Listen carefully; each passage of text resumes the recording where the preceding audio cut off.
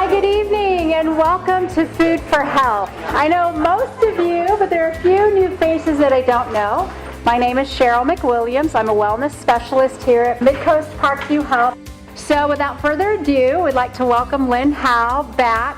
She is going to share with us her expertise in the kitchen. I've had the great privilege of eating in her home numerous times, and it's always a pleasure, and it's always interesting because she's always cooking up new stuff, and I appreciate it very much. So thank you, Lyn, for being here. Excellent. Well, when we talked about starting the Mid-Coast Parkview Health Outreach, one thing that came right to my mind would be that there would be some here that had been before, and I see some of you, and then some that had not been before. And so I thought, you know, it seemed like it would be really excellent to review or to go back and include some of our top recipes. We are going to try and present some of those favorites over this next year. Plus, I really like these. Yes. You know, as we have continued to read all the research that's coming out, it's like all of the research is pointing very conclusively that eating lots of fiber is excellent for us. Eating as many plant-based foods as we can is really good for us as well. And so we thought we'd present some foods tonight that had an abundance of all of the good things that we're thinking about to try and incorporate into our diet.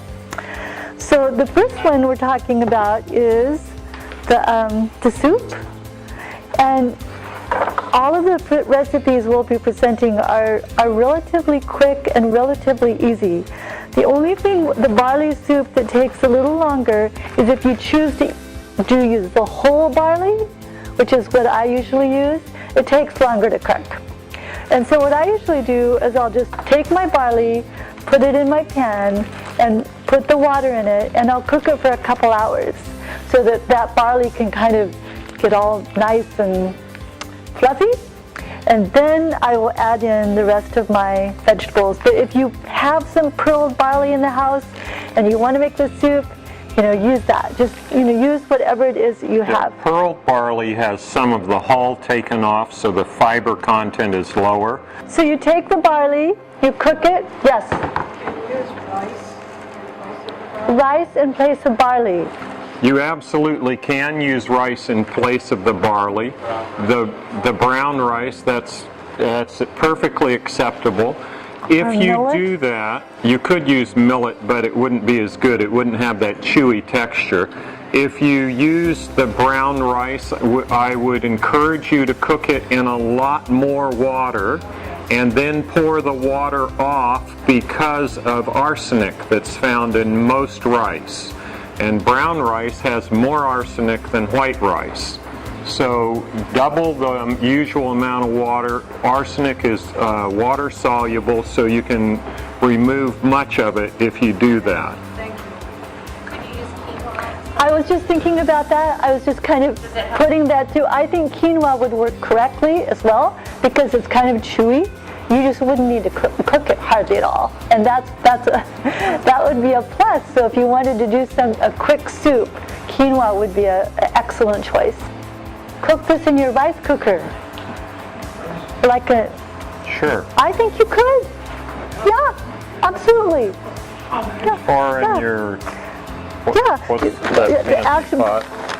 Instapot. Instapot, you could do it in that. Or, yeah, I think the only thing that's true is you want to add the parsley and the green peas in, the frozen peas and the parsley just before you serve it. Oh, yeah. But other than that, everything, you know, if you were doing quinoa or, you know, any of those, you just have to get the timing correct. I think that would work. The rice, and you drain off the water. You rinse the rice. You don't have to rinse it, just pour off the water. You can rinse it, but it's not needed. Okay. Yeah.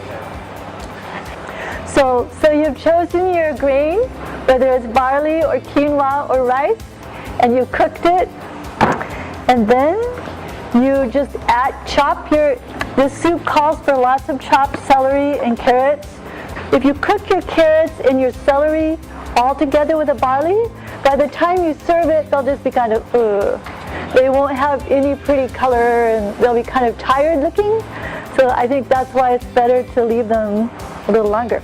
I usually add my carrots first because they take a little longer to cook, then my celery, then my seasonings, onion, garlic, oregano, and basil, little salt, and then I just blend the cashews with some water and stir it all in right at the end. And then when I'm just ready to serve it, I will add in the parsley, chopped of course, and some peas. So for those of you not familiar with the cashew milk, all right, when you put those cashews, this is raw cashew. It's not what comes in the little round blue container that we eat at Christmas time, right? Yeah. So it's the raw cashew. You want to wash it thoroughly before you use it. When you put it in your blender with your water, you whiz it down until it's perfectly creamy. And if you have a normal blender like I now do, much to my chagrin, it'll take several minutes, probably 3 minutes to get it to the point where there's no grittiness from that cashew. It should be completely obliterated, okay? Also, soaking it for an hour or two will also help if you don't have a powerful blender. Yep. And a regular blender's fine. You just definitely will need to blend it until it's truly like milk. And and what I will typically do is I'll stick a spoon into it and pull it out and just taste it. And if there's any grittiness on my tongue, I'll whiz it up for another 30 seconds or so. Thank you, Cheryl. That is a really important point. Cashews are wonderful. They will do a lot of things for you in the kitchen, but they're not so nice if they're gritty. Whereas if they're really creamy, they do something wonderful. So this is the bread. And I know many people are now considering trying to do gluten-free for one reason or another. So I thought this, not only is this extraordinarily high in fiber, it is gluten-free. And the other thing that's wonderful about it is that it's very fast. And so, I love bread. I love artisan bread, but that's a very long, time-consuming thing. So with this, all you do is measure your oats, your sunflower seeds, your chia seeds, your almonds. And the almonds are not chopped. You just leave them whole. And then with the flaxseed, because flaxseed is not really digestible unless it's ground up, then what we do is I'll take at least half of it and I'll put it in a mill like this and I'll grind it. This is a coffee grinder. It works beautifully for seeds. If you want to change millet into millet meal, you can put millet in that and grind it right up. It works beautifully. Some of the harder grains like wheat are a little tough. You can do it with oats, but it works beautifully with seeds, as you will see. So now you have flax meal. And the nice thing about grinding your own flax seed is flax seed, of course, won't go rancid nearly as rapidly as flax meal will. You can buy flax meal at Walmart. You can get flax seed in town in quite a few places. And you can grind this up. We buy flax seed in bulk from Morning Glory. It's a little less expensive that way. They're very helpful at buying large quantities. If you do that, keep it either in the refrigerator or freezer, or what we do is we vacuum pack it into jars and then it stays fine. But flax, the more we learn about flax, the more we know that it does a lot of good things for our health. So you take all the dry ingredients, just stir them all together, and then you make a blend, and you can use a variety of nuts. Usually I have walnuts, but I've run out. So today when I made it, I used cashews, worked just fine. So the traditional recipe uses ghee, G-H-E-E, but because we are no refined products in what we're trying to do for disease reversal, we are made up our own nut cream, if you will, to use as an alternative. So you just blend the cashews in the water, put a little maple syrup in, and then you stir it all in. It's nice and stiff. And then I take my pan and I put parchment paper in it because otherwise it would stick really badly. So I line my pan with parchment paper, and then I take this sticky stuff and I spoon it into it, and then I pack it down and actually take a fork and press it down so it's really kind of compressed in. And then I just fold over the pieces of parchment paper, put a rubber band around it, and stick it in the refrigerator overnight. And then I'll pull it out in the morning and bake it, as you have on your directions.